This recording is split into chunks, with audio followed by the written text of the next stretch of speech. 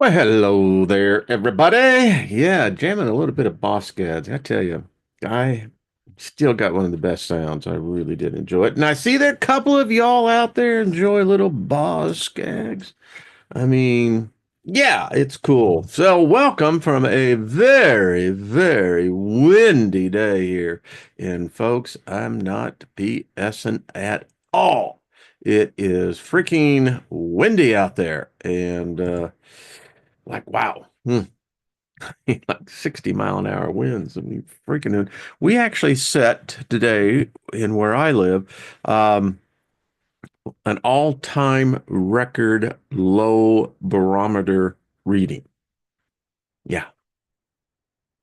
If this low pressure was over water, it'd be a freaking hurricane. But anyway, the elementals are in action, right? We get to see them dance. So that's cool. We all should dance. You know, help humanity out. So again, thank you for being here. Thank you all of you in the chat room, beautiful people that you are. Josh, how you doing? Colleen and Lady Shalice, good to see you. I hadn't seen you before. Welcome. Scotty boy, what's up? I always put some kind of music out there, Scotty. It maybe only be one. Sometimes it could be, 20 or more. But yeah. Jet, good to see you. Hello, Brian. Good to see you, brother. Walking Water, how are you? Nina, what's up, girl? As I'm scrolling back there just so I can catch everybody. Lauren, how are you, sweetie? Good to see you as well. And Chloe, and let's see as I continue. Dave, what's up, buddy? And Fireflies, hello. Deborah, I saw in there earlier. Grace, much grace to you. Speaking of which, speaking favor, grace over us all. Yep, nothing missing, nothing broken. That's the way it hangs. Always works. That's what I know. I think I got everybody. Operational Crossroads. What's up? Good to see you. So, welcome everybody.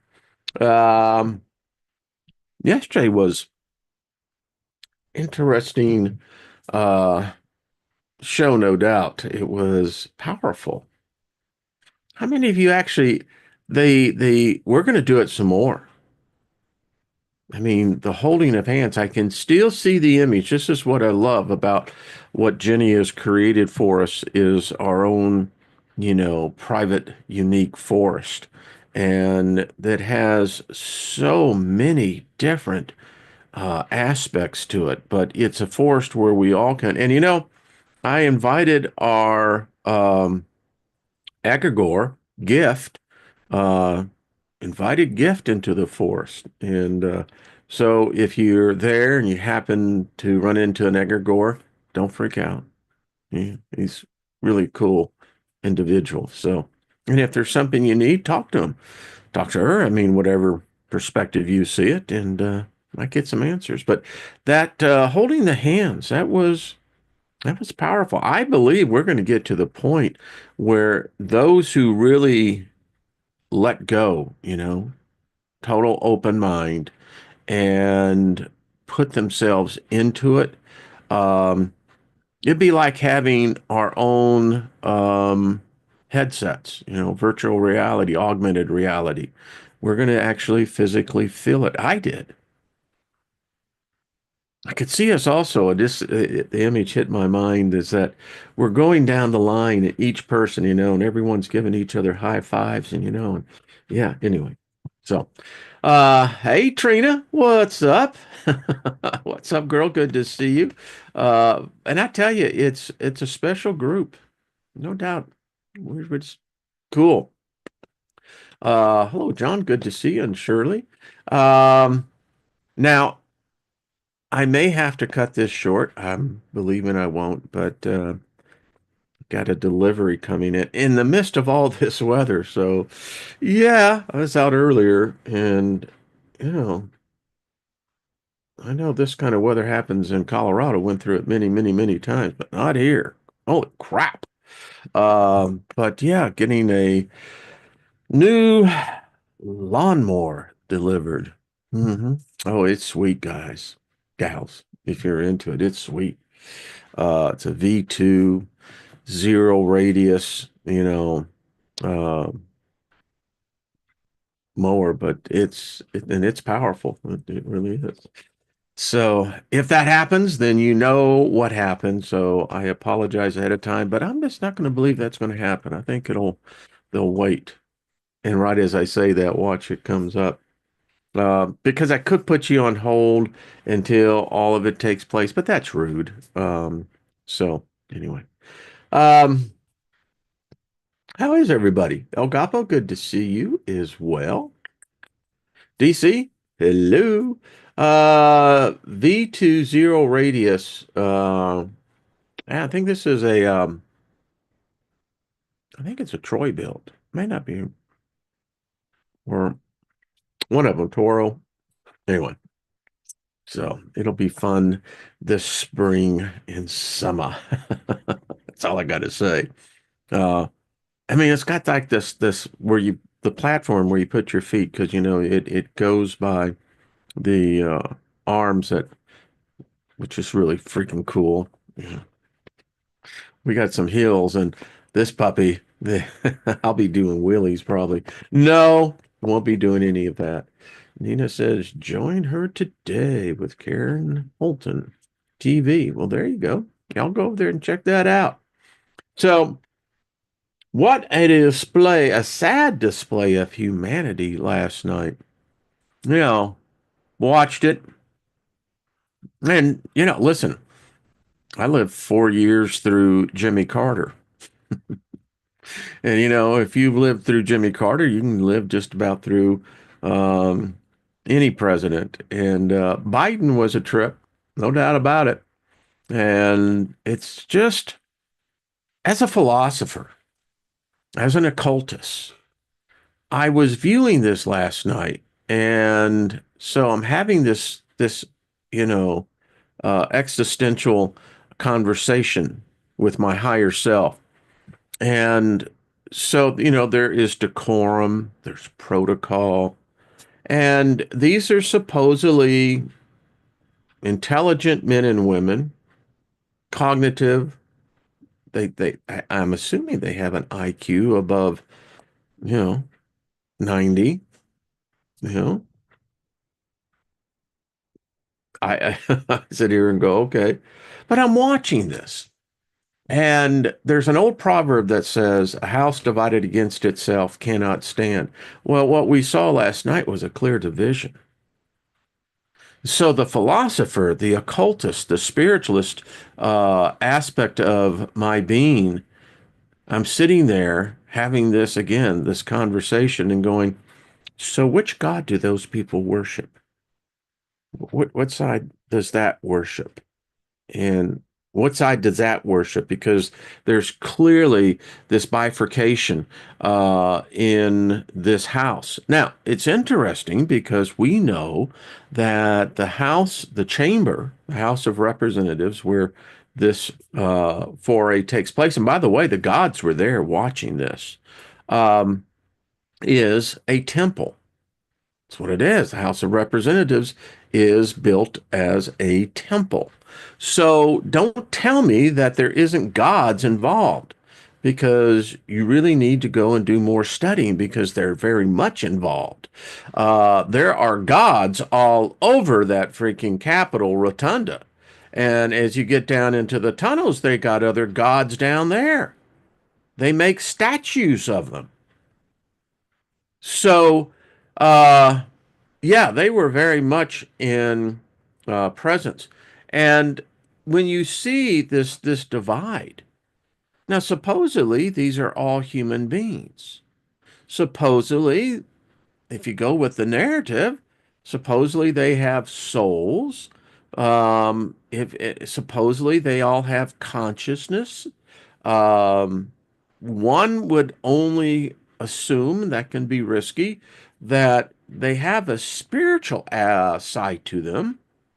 I think all humans um, with souls, even without souls, still have a spiritual aspect. There are humans that are possessing bodies that really don't have a soul. And, a lot of that's always probably good for a good debate somewhere down the line. Um, but nevertheless, I'm watching this And I'm thinking to myself, again, so what would their gods look like? How would their gods match up face to face? Because this is I would say, the epitome of what a civil war is. Two different and distinct different ideologies. This is why I say the highest religion of all the religions is politics. Politics occupies the pinnacle spot. Because if there was just religion, there wouldn't have a religion. Religion, within its very structure, is political in nature. And so we know that there is more than a God. There are many gods, goddesses.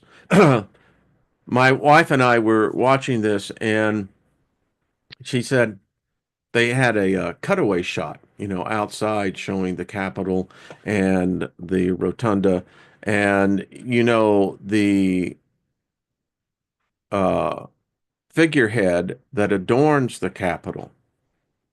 The goddess of freedom.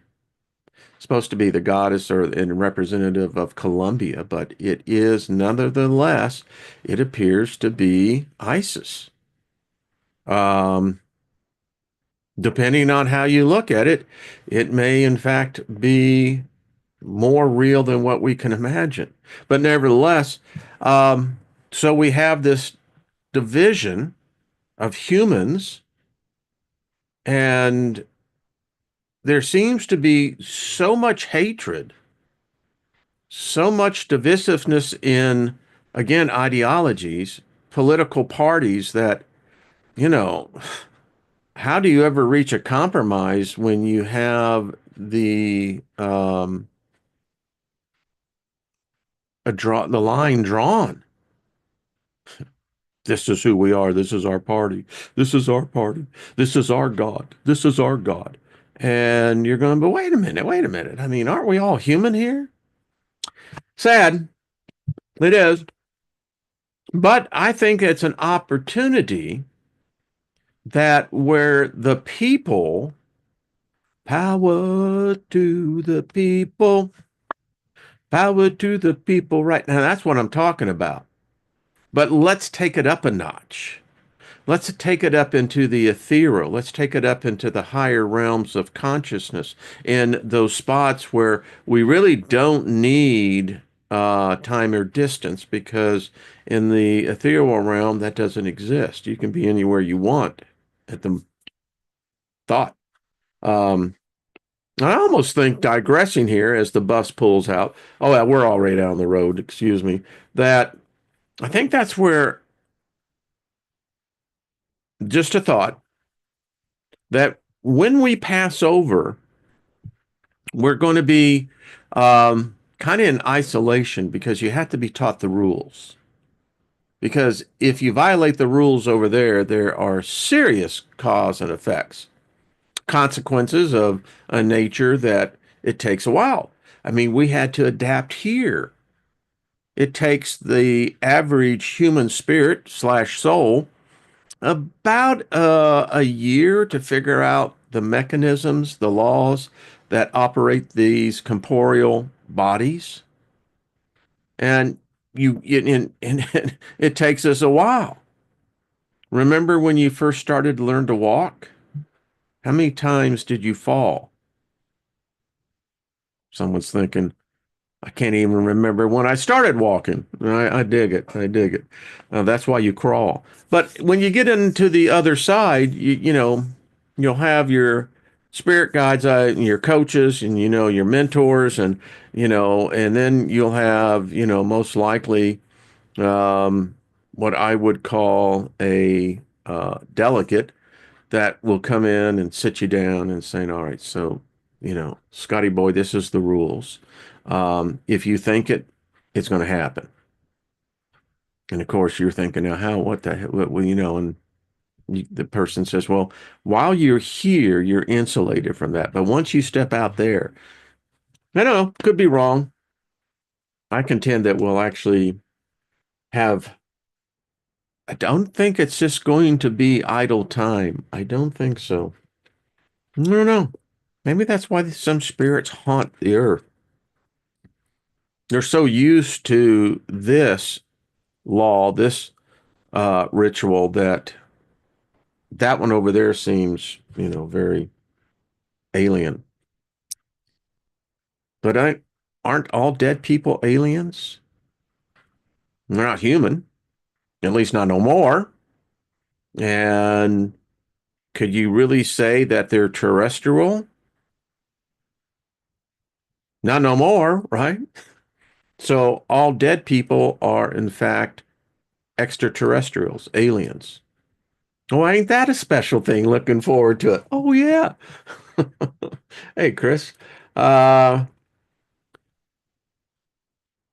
yeah, and the thing about it is that, hey, Stephen, good to see you. Truth, hello.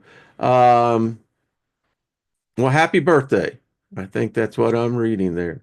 Um, so I wonder how the gods are seeing all this. There's no doubt involved. And, is it just going to be a continued escalation of, and the civil war that's taking place right now is obviously it's a civil war of ideologies. You know, which one prevails? I don't know. I think there should be compromise. No one always gets what you want. Can we say Mick Jagger and the Rolling Stones? Although I did like George Michael's version on that. Yeah, you can't always get what you want. But if you try sometime, you just might find you get what you need. Now, there we go. Yeah, we love the music here. Hello, Susie Q. What's up, girl? Good to see you. So, anyway, hopefully we can come to sensibility because I was looking at this meeting of all these human beings, right? And I kept thinking to myself, is this what happened in Rome, Greece, Samaria? I mean, how far do you want to take it back? Has it always been like this? I came across a document here that I would like to share with you because it's interesting. Because what I witnessed yesterday is there was obviously a singularity of the foundation of reality, right? Our five physical senses, right? But there was clearly multiple different versions of reality at play. I mean, when you have that wide of a divide, I mean, it's like, geez, okay. Whew. So if this is what 10,000 years of evolution has produced, wow. I mean, either way you look at that, either we're really stupid or we're really slow learners. Um, for reference, because we always like to bring in academic, peer-reviewed papers. I mean, that's what makes them fun. You can follow these people as well. Uh, academia.eu is just a fabulous reservoir. It would be to me close to like holding the Akashic record. It's like it's wonderful the thoughts. But anyway, this is Joan Amelia, and I follow her, and I thought that this was cool. So this is her paper titled "The Regenesis Encyclopedia: A Synthesis of the Spiritual Dark Motherland Line, Integral Research, the Labyrinth Learning, and the Eco Theology." Eco-theology is rooted in the life-affirming principles and values in which the whole of nature is divine and immanent. So I want to get into this because this is a chronology of the last 3 million years of the humanid ancestry. Um, Homo, meaning man, has many different genesis of itself. And these geniuses of man have many different branches. And if the sapiens have only been here for this very short time, then there was obviously something that was before us because we have evidence that there has been alteration shifts of reality, even the planet itself. In this one, it's the Regenesis is the first open access encyclopedia to liberate pre-colonial research to its rightful 3 million BC years of its origins and liberate the female spirituality. It's very clear to me as a male, um, and it was part of the thing that was within me that I knew the narrative that I knew had been taught, studied for nearly a half a century was in error. And and it's not in the lessons, the proverbs, etc. There's issues there, but it's not that. It's the complete removal of the divine feminine. They try to cover it up by integrating, well, this is the feminine state of the verb or the noun. So this is the name, but it's to represent the feminine. Well, you don't tell people that. Guarantee you I didn't learn that until I started studying. And it's a very thin excuse. It cannot withstand any pressure because they immediately, when you start applying pressure by thought, it fractures. There is something wrong with our time right now, something wrong with humanity as a whole. And I believe it's the root of why we as a species suck, why we have not progressed more than what we have, is that because we're missing the other half. And that is the divine feminine, getting back the female aspect of spirituality, being in a more superior position. Again, Lilith said, I'm not going to be on the bottom. Hell no. You go, Lilith. Love you, girl. Um, so let's check this out. So she starts with 3 million BCE, the humanid ancestors, 1 million to 10,000 BC, the Paleolithic period, 1 million to 50,000 early, lower, the Paleolithic age. 100,000 to 80,000 is when Homo sapiens came in. Now, this is very interesting because I've asked many of my, well, those who will still have an open mind would be a stretch, but at least there's a crack in the door of saying, well, what was Adam? If you're going to take the Bible narrative of Genesis, which is really was taken from the Epic of Gilgamesh, at least the first 10 chapters. But anyway, let's get back to this whole thing of this golem that suddenly had a living soul breathe into it and it became an intelligent being. So was Adam a Homo sapien? Because that would then imply that there was something wrong with this garden. It was isolated. Seems to almost have been an experiment, maybe, because there were other genesis of man out there. Interesting thing about Homo sapiens is that we somehow carried a virus, metaphorically, or maybe for real, I'm not sure. We mated with these other branches of man, humanity, but it seems we wiped them all out. They couldn't survive once they came in contact with us. Now that brings up speculation of saying then that would appear then that we would be of a foreign nature in this natural environment. And was Adam white?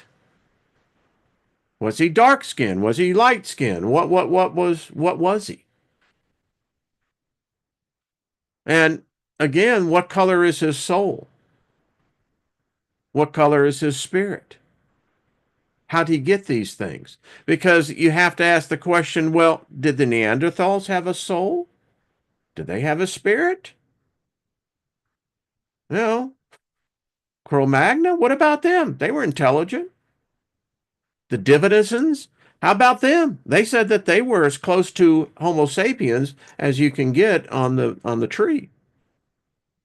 Um, 50,000 to 10,000, the late upper Paleolithic age, 50,000 to 30,000, the Mousterian age, 30,000 to 25,000 is the Ligurian age, and 25,000 to 20,000, the Graviton age, 20,000 to 15,000, the Solitarian age, and we get into 15 to 10,000 years ago, the Magdalene age, 10,000 to 8,000 slash 7,000 BC, the Mesolithic age, then from 8 to 7 to 3,500, the Neolithic age, then from 7,000, early 5,000, early Neolithic age, then we get into the Copper Age, and when we really start having the records, mid to late Neolithic age, about 5,000 to 3,000 BCE.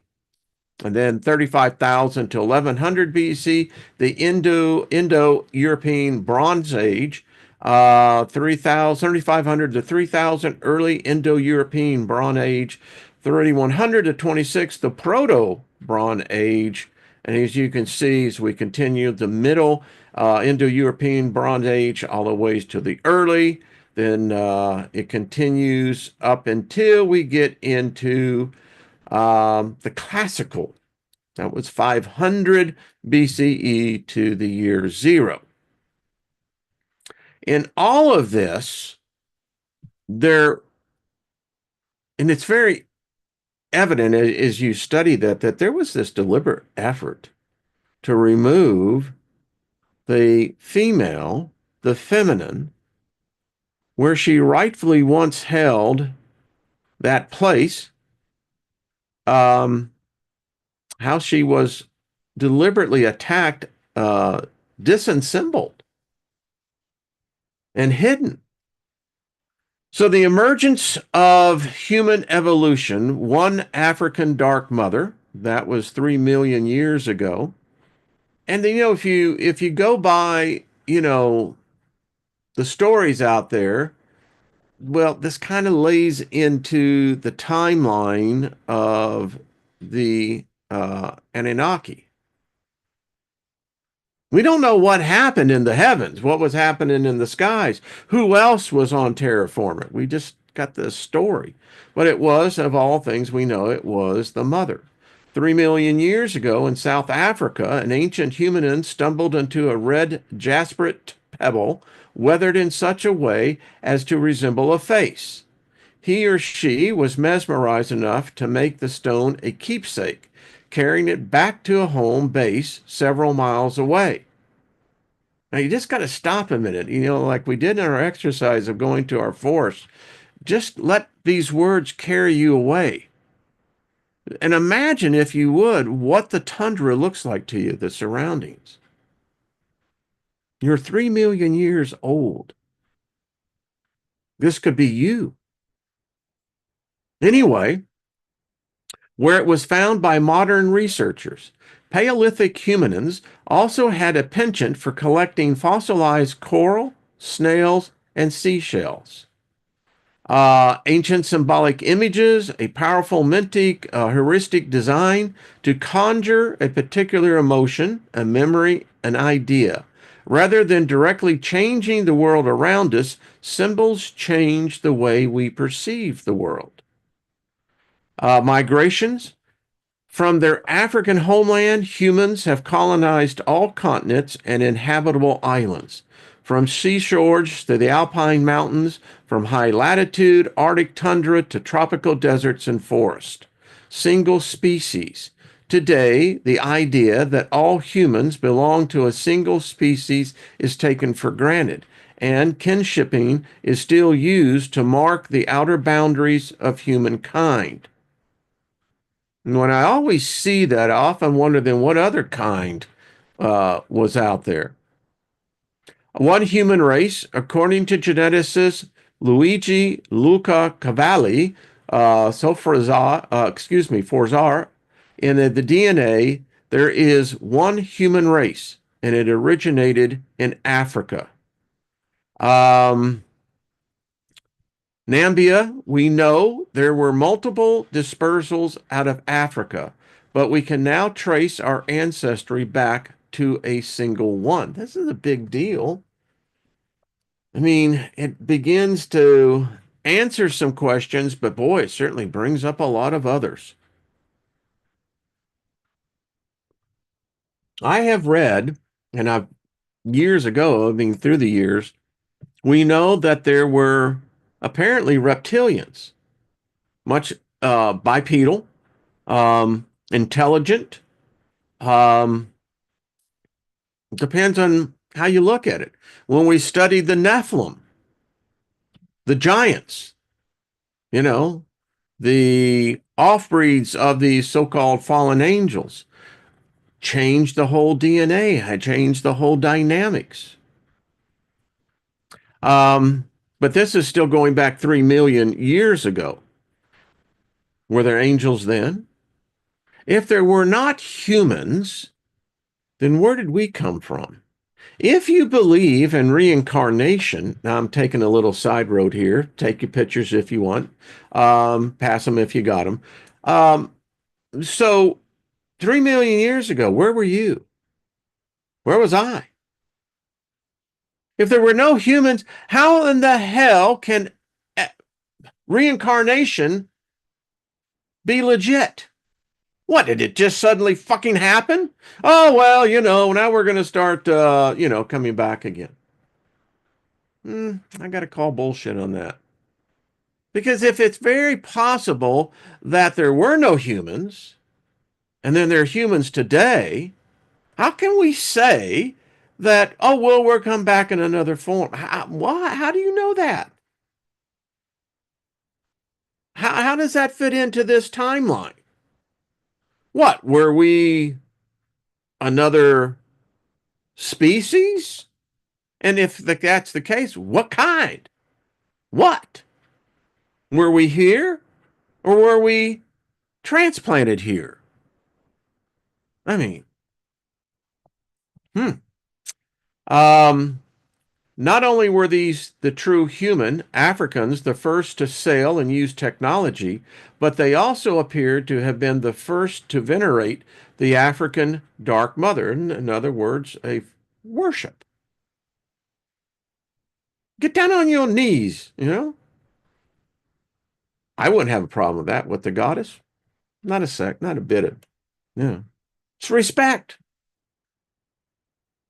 When I was back in the 80s, I did a lot of political videos, would go around to events and we would record it and what have you. But there was a protocol. It actually sent us to a class to understand the protocol when you're in front of the president, vice president, et cetera, et cetera.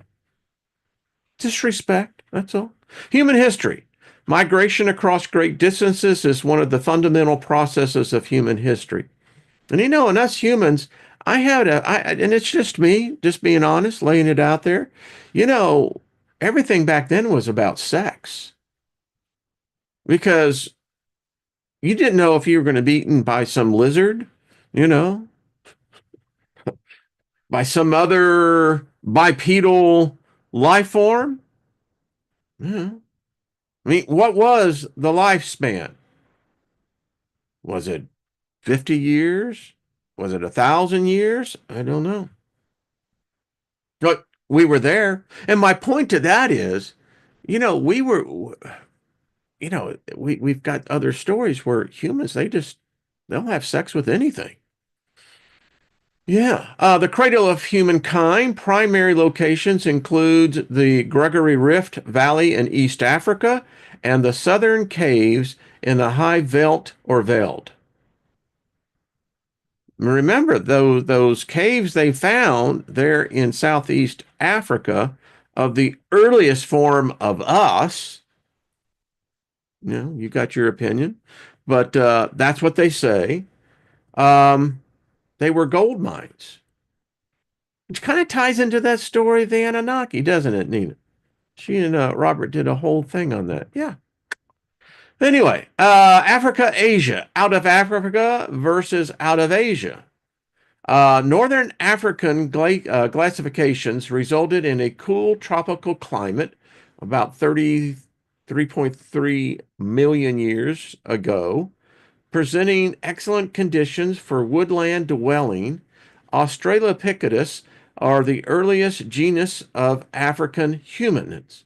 Numerous paleontologists, archaeologists, physical anthropologists, and geneticists, including world-renowned L. Luca Calavili Forza, agreed that from this tropical setting emerged a single, widespread, unique species with advanced technological skills 3 million years ago. Exceptional ancient finds have been discovered in several primary locations, including the Gregory Rift Valley in East Africa and the southern caves in the High Veld or the Veld. Given these significant discoveries, this area is known as the cradle of humankind. New technologies and finds continue to impact timelines and dating considerations of these discoveries, as is also true of the subsequent African expansions. You know, most people don't think about this stuff, but I do. So if I'm a spirit, if I have a soul, well, when do I come into the picture? I know when I came in this reiteration, but was there really a one before that? Or was it just my time to drop in here, experience this, and then get the fuck out of town and move on to the next one? Because I don't know. There weren't that many of us. Don't appear to be 9 billion or 8 billion, whatever the number is. Still want to know who's got the clicker. I want to know that. Given these new technologies, recent fossil discoveries, higher resolution imagers, and geomagnetic scanners, DNA molecules, dental calculus, plus new genomic tools, and reanalysis of the African emergence to the subtropical Asia, continue to revise not only timelines, but also other significant determinations. One such Afrocentric reversion is the study by Roy Larrick and Russell L. Cochrane in the African emergence and early Asian dispersals of the genus Homo, suggesting that Homo sapiens began migrating out of Africa approximately about 1.5 to 1 million years ago. They see, this is something then I got to ask myself, okay, the book that I thought was the book, you know, was God's word, uh, doesn't mention anything like this. In fact, it doesn't even, you know, it's like, no. If you go by Jewish tradition, Adam was created in about the year 35, 34, something like that. Then who the hell are these people? Well, I don't know. Was that you?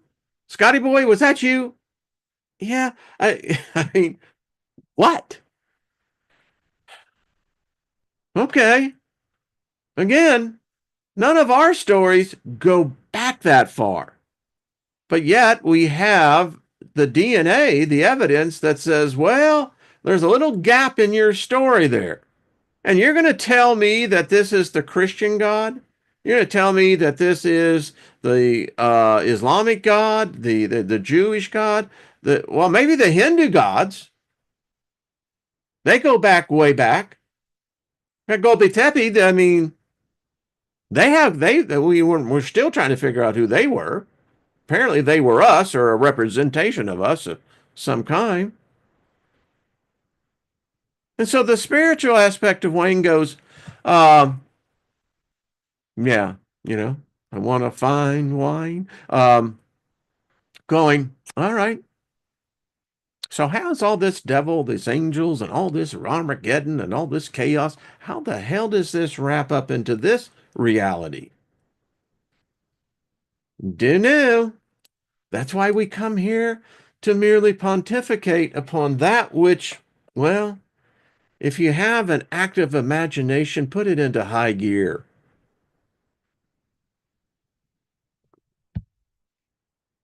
I always think about what would it be like? I mean, did they have electricity? I mean, were they able to adapt to the environment in such a manner? Did they have clothes? Was the human body different? Was it hairier? Was there different aspects of this? Did they have to wear shoes? Yeah. In tropical and subtropical East Asia, the age of newly discovered fossils of Homo and simple stone tools, as well as some revised dates for known remains, now approach 2 million years, nearly 1 million years older than previous estimations.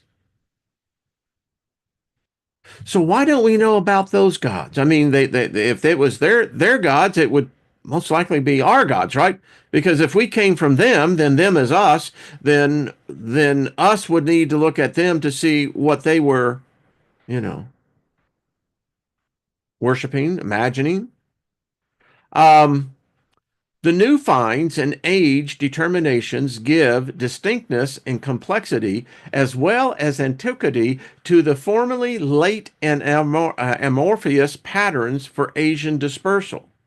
Our interest lies in the initial dispersal of earlier Homo from tropical Africa eastward across tropical and subtropical habitats of South and East Asia. In fact, early man now seems to have arrived in Asia so early that its African emergence and initial subtropical Asian dispersals must be linked. Thus, the factors that triggered the evolution of Homo from the Anthropopithecus, I can say this word, are encouraged early Homo to leave Africa, at least initially. We consider the new evidence for early dispersals in the light of climate, morphological, and technological and behavioral factors hypothesized for the emergence of man, Homo. We find that the striding gait, the elemental stone tools, and the simple but expansive patterns of scavenging that characterized the emergence of Homo also served its initial dispersal. In contrast, later populations of Homo colonized more temperate habitats under more complex and less obvious conditions. It had to be a bitch. I mean, can you imagine the freaking mosquitoes? And then getting back now, I mean, it would seem to be, and I'm assuming by this, that we would had a form of some sort of spirituality. Survivability would definitely bring on the onset of spirituality. I mean, if you knew that the odds are against you uh, when you get out there on those open plains or wherever it may be, I can't help but to think, regardless of how many millions of years ago we were thinking, they had to have that spiritual aspect. I mean, isn't that the whole thing about intelligence? Is to ask the question, why? And I wonder what the nighttime sky must have looked like. I often wonder, was it the same sun? Ours? Do the stories of the time when Saturn was the bright star or the planet that gave us light? I don't know, but I'm certainly having fun looking underneath the rocks. Um, let's get down here. The update 2015. The earliest known stone tools have been discovered at, I think that's Lumewiki 3 in West Turkana, Kenya. They were made 3.3 million years ago, predating the earliest seals of the first member of the human genus, Homo habilis, or about 500,000 years. The cores and the flakes are clearly napped, says team member Sonia Harmon of Stony Brook University, but they are also very different from the Odin examples that were previously the earliest stone tools. So, I bring this out for a reason. So, the evidence is showing that we are much older than our religions teach us, which implies that there has been, in fact, a reset. Now, I cannot help but not question how many resets have we been through that we're not even aware of. The current reset, if you depends on which particular school of thought you look at, in fact, I'll continue to get back into this one, but I want to share another one on the thought. And give me 1 second as I get over here, because we're going to actually look at this when I have a little bit more time. Um, so give me 1 second. There we go. Here we Give me 1 second, folks. See, it's all right. I'm driving. Don't worry about it. I got an autopilot over here. There we go. So that's pretty cool too. So let me go over here. How are y'all doing back there? Good to see you, everyone there in the chat room. So we're going to get in, not today, but probably tomorrow. This book here, which is really interesting because this one hypothesized the fact that there is an actual dome over the earth, and the dome is so extensive, is of such a nature that we perceive distance, we perceive these galaxies that are incredible distances, but yet we seem to have the ability to be able to see an object that would be so small, so minuscule, that we have the ability to actually look at them in the enormity of these galaxies. Sure, we can't even live in peace with one another. But this book goes here and it begins to show and validate how the last reset wasn't that long ago. Here they're saying in the year 1728. So we'll be making some ventures into this one tomorrow because it's just so interesting. And I keep on thinking of Mud Fossil University, that, there is geological evidence, fossilized evidence. Something is not right. The thing that, and I should have pulled it up, so forgive me, I didn't pull it because I actually have the pictures. The thing that they found in Yugoslavia. And what did they find in Yugoslavia? Well, what they found in Yugoslavia was very weird because they found German Panther tanks that were in the woods. Obviously, they were driven there.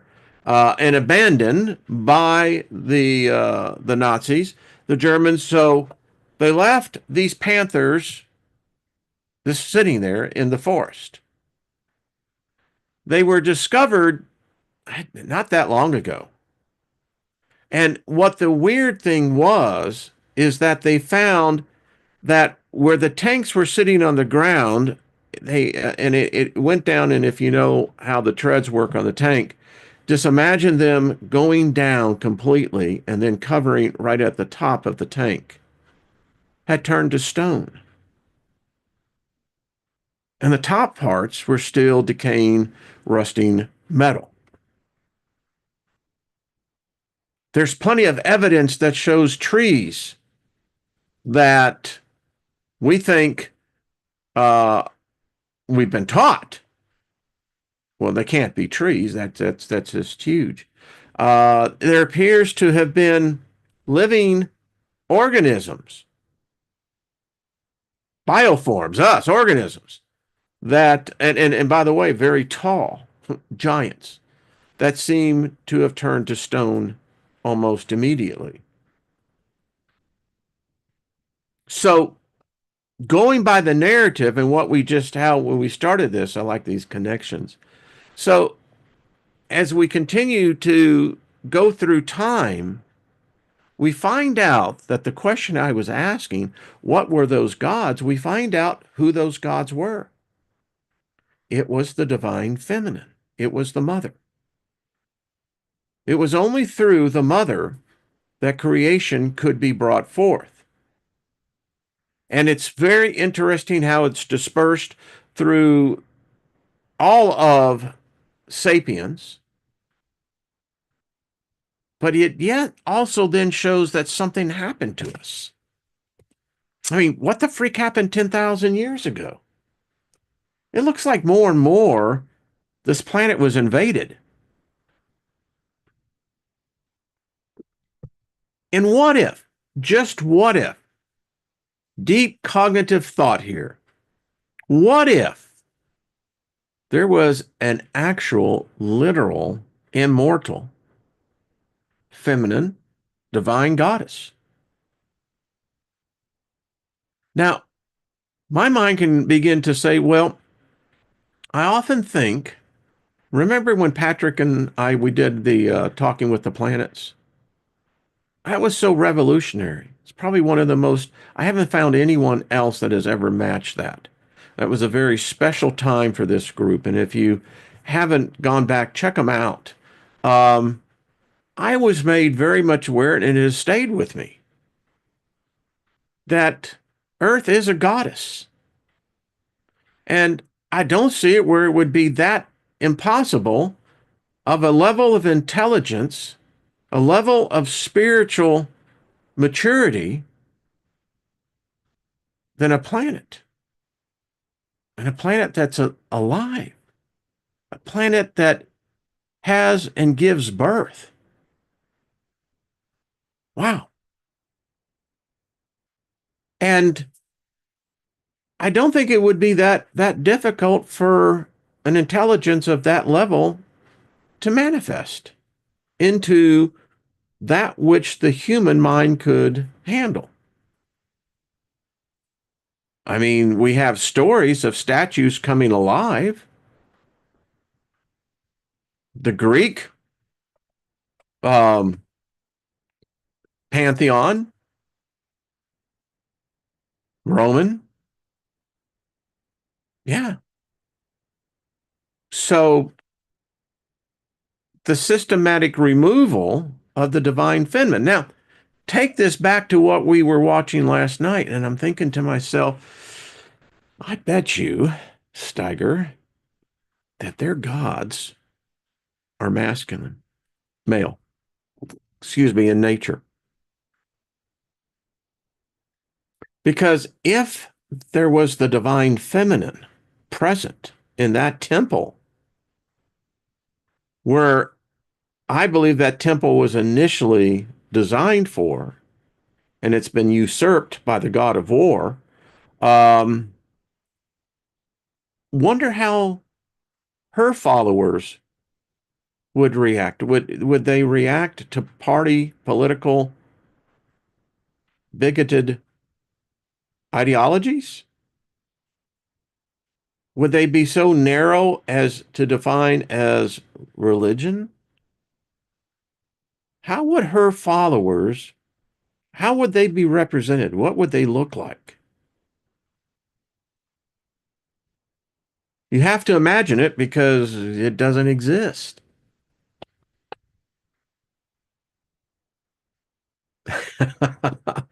I'm going to have to go back and read some of these. Chloe says she never left. Well, kinda. What was that? Well, kinda too much. I'm okay. See what happens when you drop in on the conversation? You're going, sure, uh-huh. But yeah, and we'll continue. Like I said, I'm looking at the time here and hearing the winds going out there. It's like, holy Toledo. It's like, all right, elementals, get it. Love the display. Can we just calm it down a little bit? Like bring it down. So, and I'm telling you, I'm thinking that that is our problem. The human race no longer recognizes the mother, no longer recognizes, gives, and adoration is a form of worship. I don't have a problem with that. I mean, and again, then I'm asking, well, how long have we been here? Are we the product of her? Is that how we came into this existence? And then is there really, how do you begin to reconcile reincarnation? How do you begin to reconcile these modern day gods, these early, and primarily it's, if you look at the statistics of what they say, three-quarters of the world, well, 5 billion, they say, and I question that, are somehow involved within the Abrahamic religions. And then you subsequently have the others. And virtually every one of those are, patriarchal.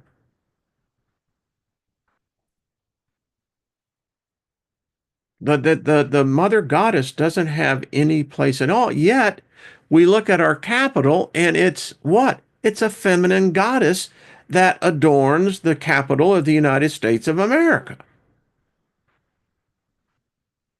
I don't know. I wonder if a small portion of us would say, hey, listen, we're sorry. There's a lot of screwed up people in our government and a lot of people that are just, but give them a break. They just never been told about you.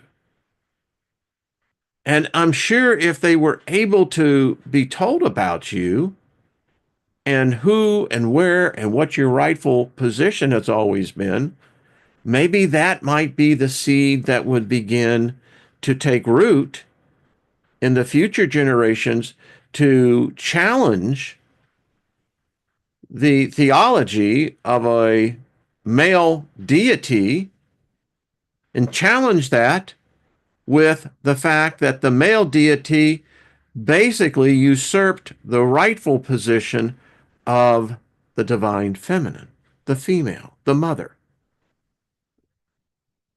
They destroyed her writings, they destroyed her teachings, they replaced them with a counterfeit version. Because the way I look at it, folks, 10,000 years of war, 10,000 years of slaughter, 10,000 years of disease, pestilent, famine, always with the same set of God.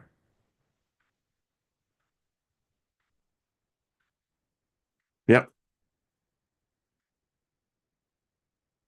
I don't know. They say the cat that lived 2,000 years ago, as he was smoking his joint and pontificating with his group, they were hanging out. And as he kind of said, um, it's really up to you. And it is up to us. But it gets to the point again. I wonder how we would be changed as a species, if we in fact rejected the male and elevated the female again. And just a quick thought on, I was doing something and I was thinking, why did the early temples, as you read in the Old Testament, particularly in the book of Genesis, um, that at these temples there were temple prostitutes, male and female. Why did they have that? It's all about the sex, I'm telling you. All right. Susie Q says, I worship nothing. Oh, I don't know, Susie. I mean, you probably, you should be worshiping yourself. I mean, because there's only one of you. That makes you unique and distinct, but that's just my approach to it. You see, uh, don't tell Hitler. And there we are again. I love these deep thoughts, And by all means, please write in the comment section. Tell me, do you think that we would be better off as a species, as a society, as a culture? Uh, how about of a nation? We'd be the first nation of the world that would replace the God of war, the one that says, in God we trust. We would now put it in the goddess we trust. And then we begin to remove all imagery, all writings, all books that had only the male as a predominant power, right? And replace that with, I'm sure we could channel new writings and bring the goddess back, bring the mother goddess back to her rightful position. I wonder how quickly things would change. Now, I know some people would say, well, that's just ridiculous. That's all right. That's why there's people like me and people like you out there, is that, we are the free thinkers. To us, our minds can create anything that we put to it. We're trained. We've been doing this for a long time. And as the saying goes, if you continue to do the same thing over and over again, expecting a different result, you are insane. And that's the problem we have. We have insane people in power in government, insane people in boards and CEOs and the sick one. They're insane. Look at it. They're insane. They can't even tell you what a woman is. They won't tell you what a female is. There's only two genders. There's only two sexes. Biologically, you either have a penis or you have a vagina. It's pretty simple. Mm-mm. We have the insane now trying to bring other people into insanity. We're the ones waving out there going, now, wait a minute. Why can't we completely do a 180? And let's just use the possibility. How would the goddess react to this? If we formed that coven and entered into that covenant with the mother goddess, what would that do? Just an idea. Just an idea. All right, folks, I can see that I've gone over. I can hear something out there in the driveway. So, all right, let me know your thoughts.